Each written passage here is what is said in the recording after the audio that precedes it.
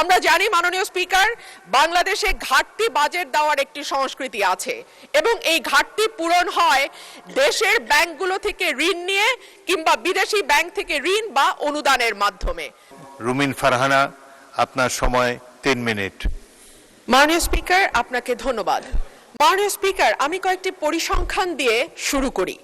বাংলাদেশের জিডিপির আকার ৬৮ লক্ষ কোটি টাকা, জিডিপির প্রবৃদ্ধি মাত্র ৩.৪৯%, মূল্যস্ফীতি ৯.৫%, খেলাপি ঋণ মোট বিতরণকৃত ঋণের ৩৫.৭৩%, যেটা টাকার পরিমাণে এসে দাঁড়ায় ৬,৪৪,০০০ কোটি টাকা।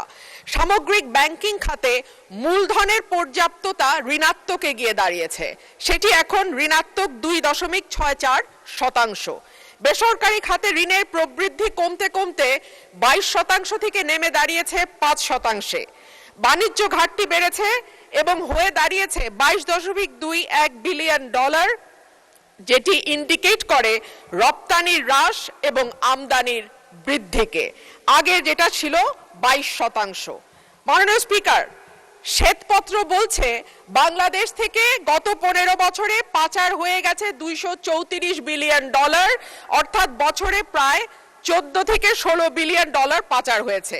অন্যদিকে গ্লোবাল ফাইন্যান্সিয়াল ইন্টিগ্রিটি বলছে ওভার এবং আন্ডার ইনভয়েসিং এর মাধ্যমে বছরে $8 বিলিয়ন দেশ থেকে বাইরে গেছে। বাংলাদেশের ব্যাংককে রাজনৈতিক হাতিয়ার হিসেবে গত 15 বছরে ব্যবহার করা হয়েছে।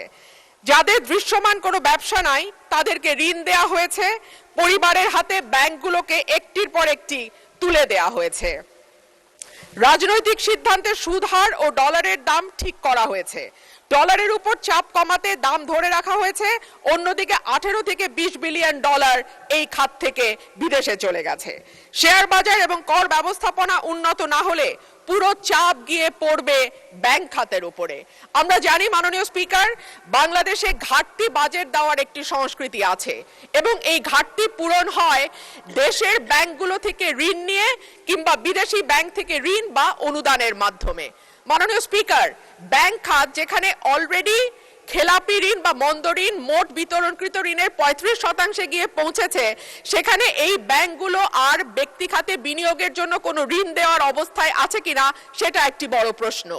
আইএমএফ সম্প্রতি জানিয়েছে যে তারা বাংলাদেশে যে ঋণের চুক্তি হয়েছিল তার পরবর্তী কিস্তিগুলো নতুন সরকারকে আর দেবে না, তারা নতুন করে চুক্তি করতে বলছে। সুতরাং এখন ঋণের দিকে আমাদের তাকাতে হবে চীন বা এরকম কোন দেশের দিকে। আমরা যখন কোনো ভিন্ন দেশ থেকে ঋণ নেই এডিবি, ওয়ার্ল্ড ব্যাংক বা আইএমএফ এর বাইরে গিয়ে, তখন দেখা যায় সেখানে সুদের হার অনেক বেশি থাকে এবং দ্রুত সময়ের মধ্যে সেটি পরিশোধেরও একটা চাপ থাকে। সো এই সামষ্টিক অর্থনৈতিক চাপের মধ্যে অর্থমন্ত্রী কি করে এই বাজেট বাস্তবায়ন করবেন এবং সম্পূরক বাজেটে যেই টাকা তিনি চেয়েছেন পরিচালন ব্যয়ের জন্য